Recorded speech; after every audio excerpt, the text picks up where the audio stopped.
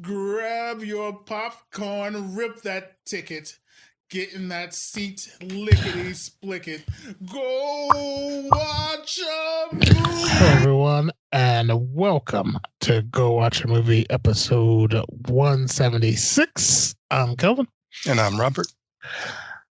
Today we are doing Avast ye scurvy sea dogs, we have a stowaway. No, not that kind of stowaway.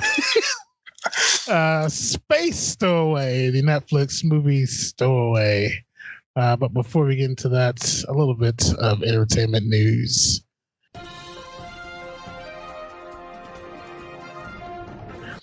Nintendo. You a Nintendo fan, or were you a Nintendo fan? Everybody was a Nintendo fan at one point, right? Yeah, of course. Mario Brothers, etc. They are diving back into films, but they're going a different route this time. I'm going with animated movies. Of course, first up will be a Super Mario Brothers movie, animated movie. I think that's going to be a better fit. Mm-hmm. Than that. I enjoyed that old Mario, which only goes I'm old. Yes. And yeah, you know, the Who Framed Roger Rabbit guy whose name I can't think of right now. Mm-hmm. Is Ed Harris? I can't remember. But yeah, I enjoyed that, but I can see 100% why people hate that movie. Mm-hmm. It still has its fan base. I mean, oh yeah, definitely a cult classic. But yeah, I think like they're teaming up with the new Illumination, the Despicable Me people. They've done a lot more than that, but you know, so I think that's a match made in heaven. One thing that made me happy is the owner of Nintendo said, although the ways we are expanding our IP are increasing, we are very, very careful about where and how our IP is licensed. We are not deploying our characters and worlds merely to increase public exposure. So that makes me happy. They're going to take their time and you know, make good movies. Right. Let's hope. yeah. We can only hope. Did you have a favorite Mario game? Ooh, you know what? Besides the classic, I mean, Mario Kart has always been a favorite of mine. Oh yes, Mario Kart is fantastic. I think one of my favorites is Mario Party. I don't know if you ever played that one. It's one of the. So basically, you get all your friends together. It's kind of a competition thing. I think it came out with the first Wii, and like there's a bunch of mini games you and your friends play, and you all competing against each other. But one person gets to be Bowser, and he controls the mini games. So you're trying to. It's crazy, but it was fun. Of course, Mario Brothers 2 or 3 I loves is amazing because of the fleet. That was always an awesome one. Moving on here.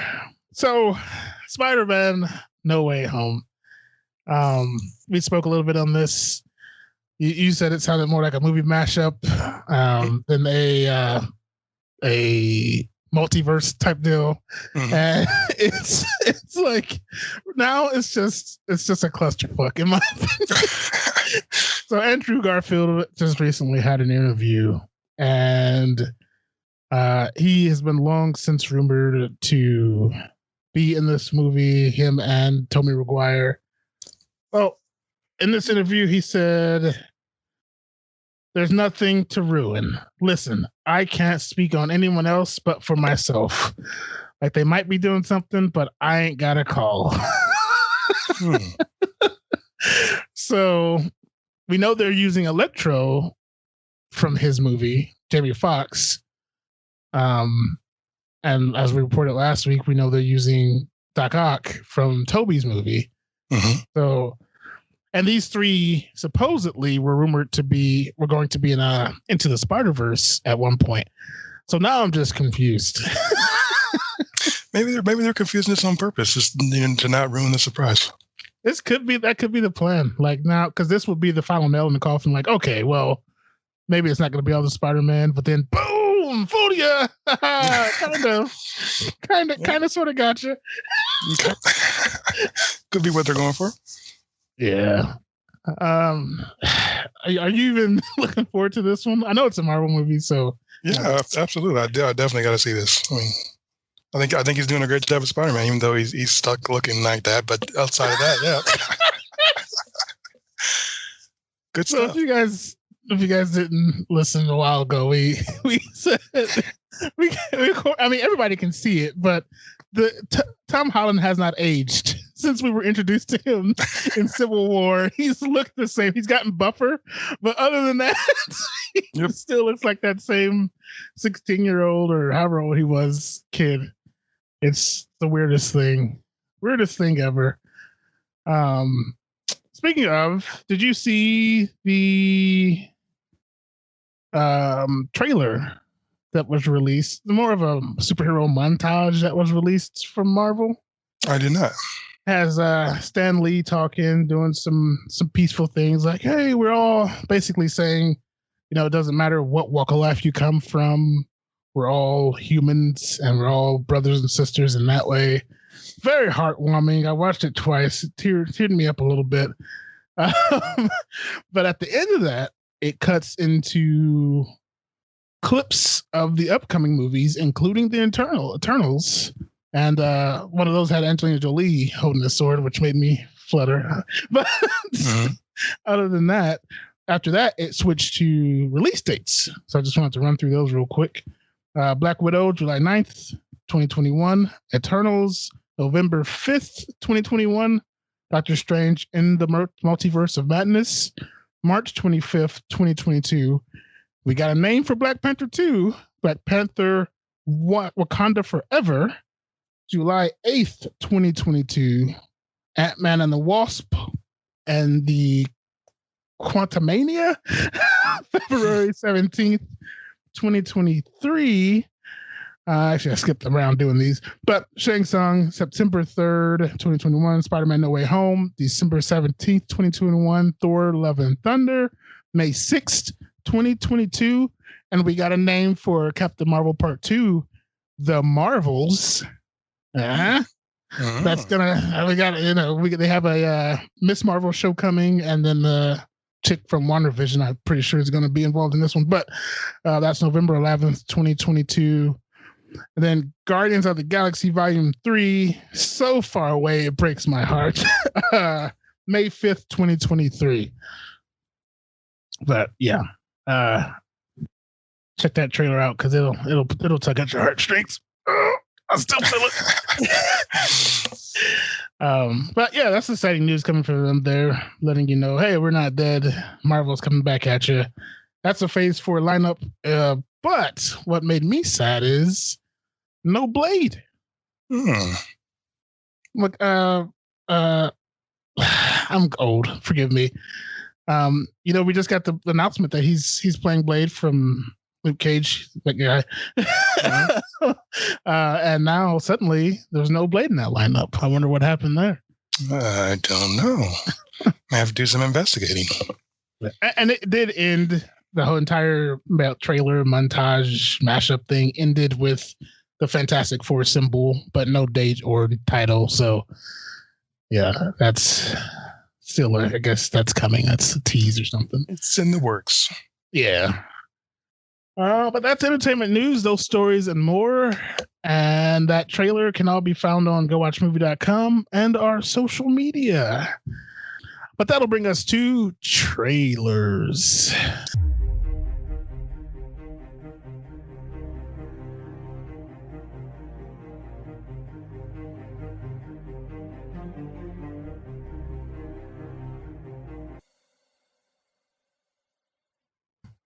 You first to me, sir. Go right ahead. Well, sir, Godzilla versus Kong was the event of the monster fighting event of the century. Would you agree on that? Sure. You'd be wrong. You shouldn't have agreed so easily. The fighting event of the century is monster versus ape. Okay. I don't know if you've seen this. I have not. But it is basically Godzilla versus Kong, the Sci-Fi Channel version. So there's this ape he got into some chemical stuff that spilled in the desert. Yes, it may make more sense in the movie, but in the trailer, this is what I gathered, and it made him grow bigger. A lizard of some kind got into this stuff, grew to gigantic sizes, and it became the monster that's attacking. So they need this giant ape now, who they make bigger by feeding him more of this stuff, to fight this lizard and take him down. Now I want to see this trailer. I kid you not. And this came out so shortly after Godzilla vs. Kong. It's crazy. And I know movies, you have done that for ages. But, Armageddon, Deep Impact, Yep. But why even bother going Godzilla versus Kong, monster versus ape? Which one are they going to flock to? Anyway, that's my... All right, mine not as exciting as yours. Mine actually kind of reminds me of an older movie, not an older movie, but Edge of Tomorrow, and this one's called The Tomorrow War, and it's just all we got was a teaser, which is good. I hope that Chris Pratt.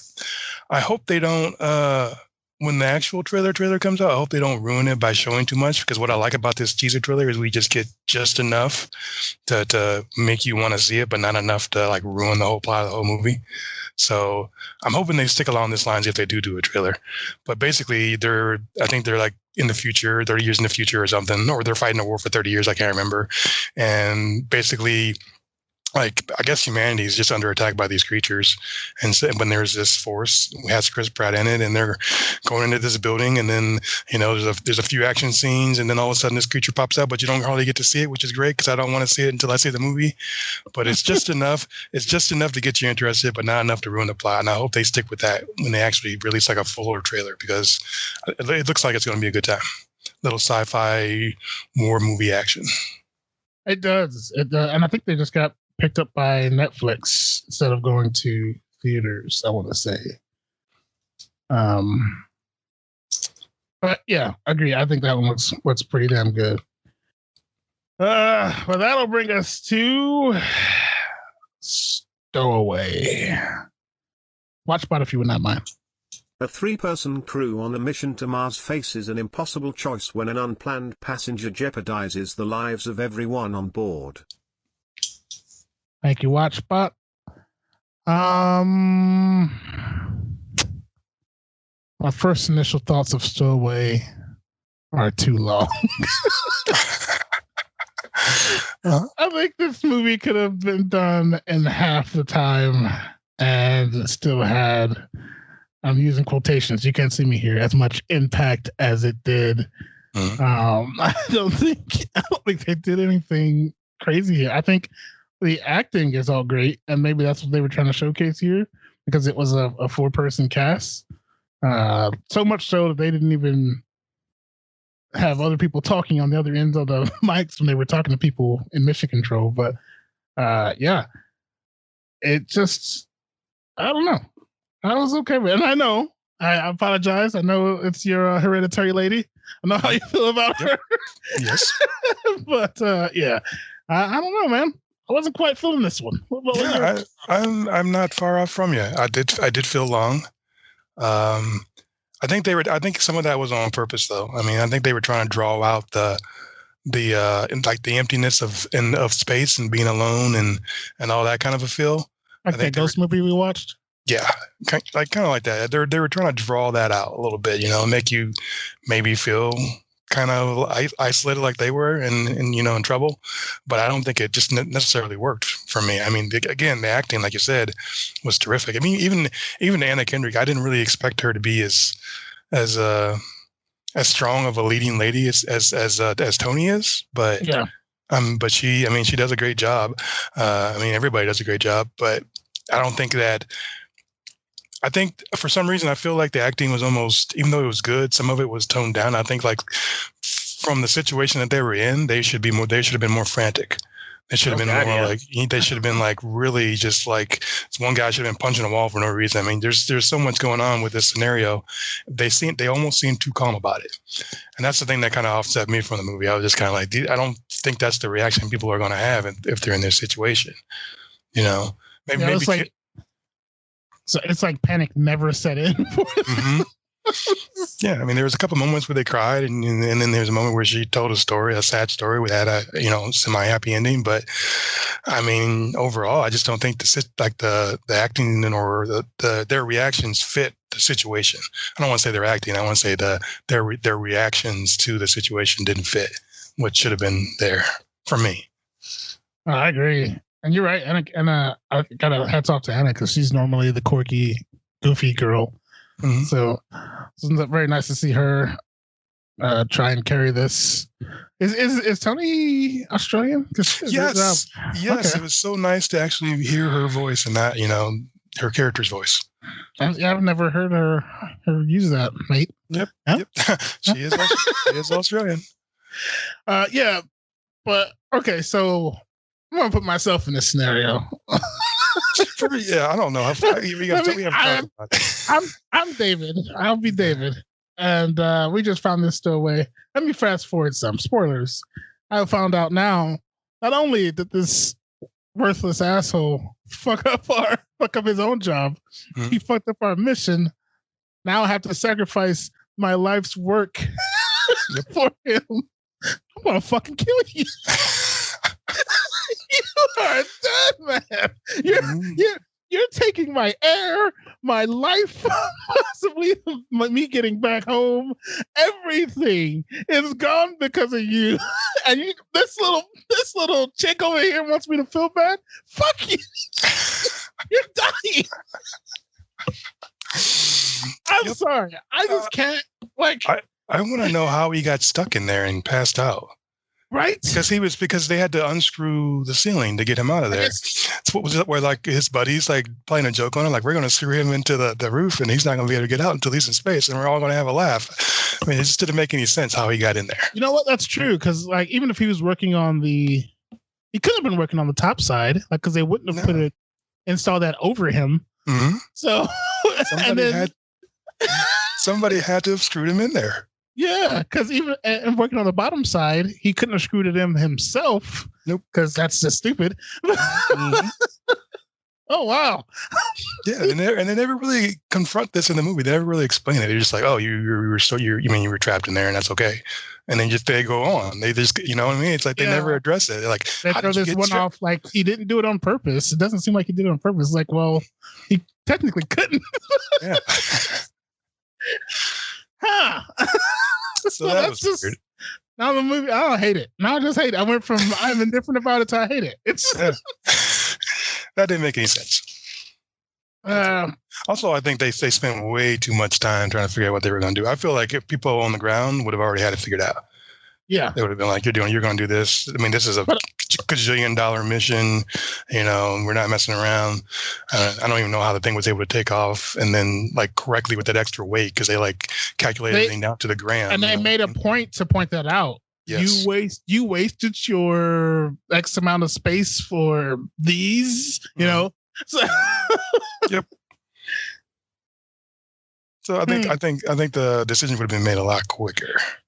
Not to mention, like this is your life.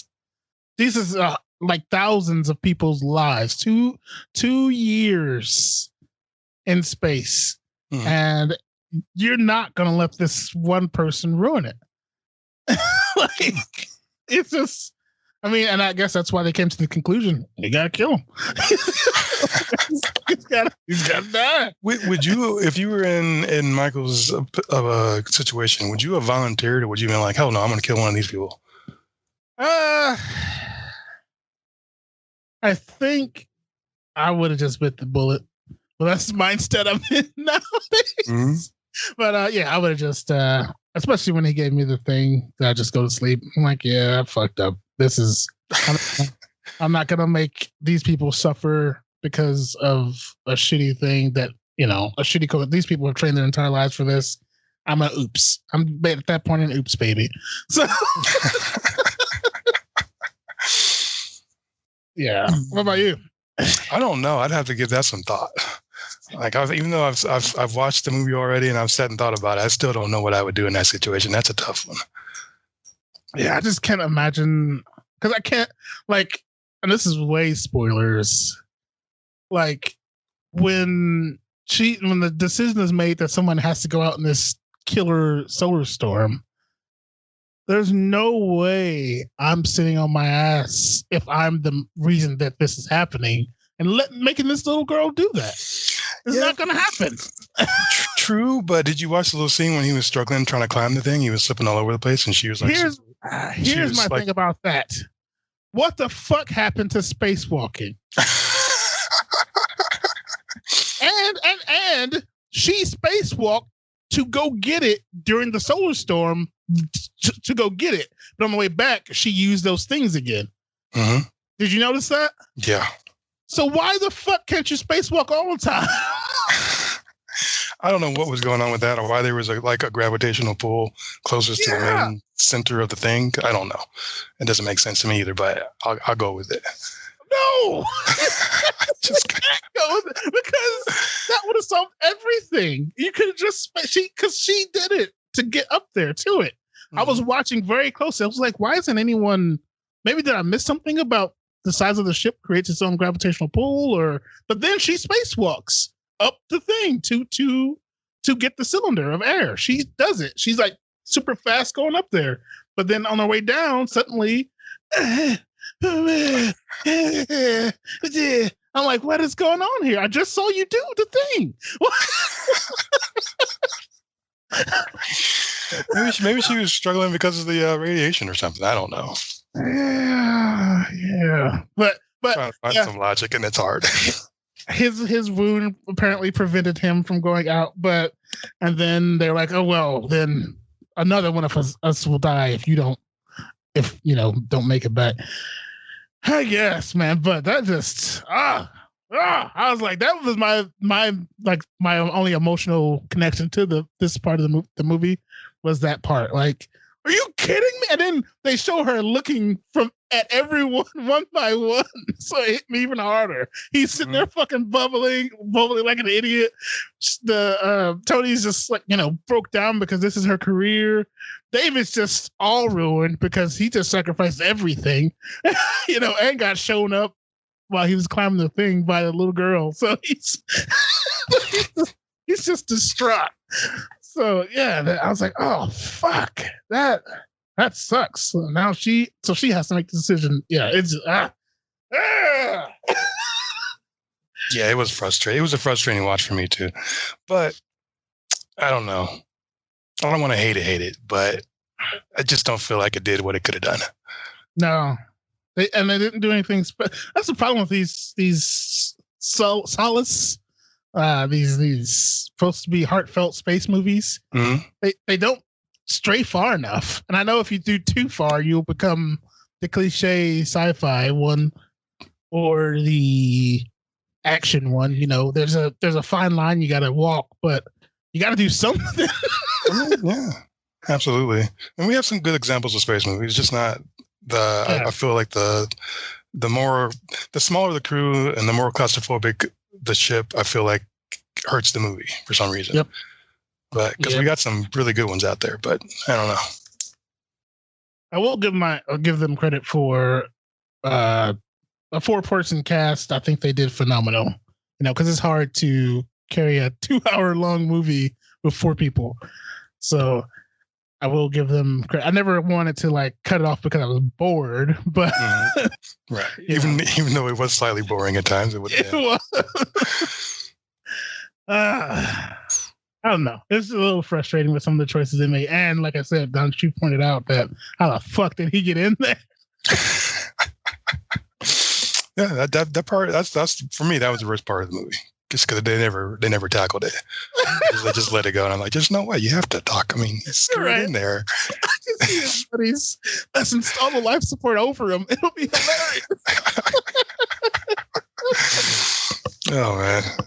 Ah, Jesus Christ. Oh, man. What old Rotten Tomatoes? Well, Rotten Tomatoes is actually tomato meter wise is pretty friendly towards this movie. It gives it a 77%.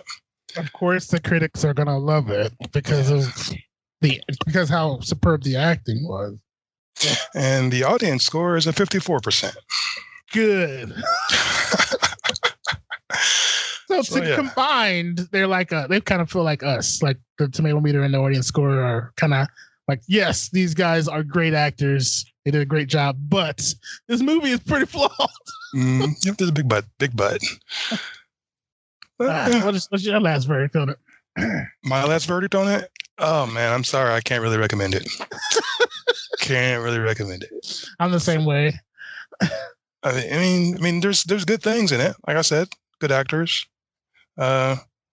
Special effects were decent. I mean, they're in space, so there's not a whole lot they have to do other than make themselves look weightless every once in a while, and then show the planet in the background. So yeah, I mean, there wasn't a whole lot there, but it just doesn't go over the top. Not that I had to, because I mean, there's a place for quieter movies, but I just wasn't in the mood for a quieter movie, I guess. I much too long for what they accomplished, and which was pretty much nothing. Someone died for no reason, basically, because like. It just frustrates me because they could have. It's like just these simple, and I know you got to do certain things to move the plot along because it's a movie. But I look at these fucking movies like, fuck. If I was in that situation, there's so many different avenues we could have done. Like, yep. Sorry, go ahead. No, go ahead.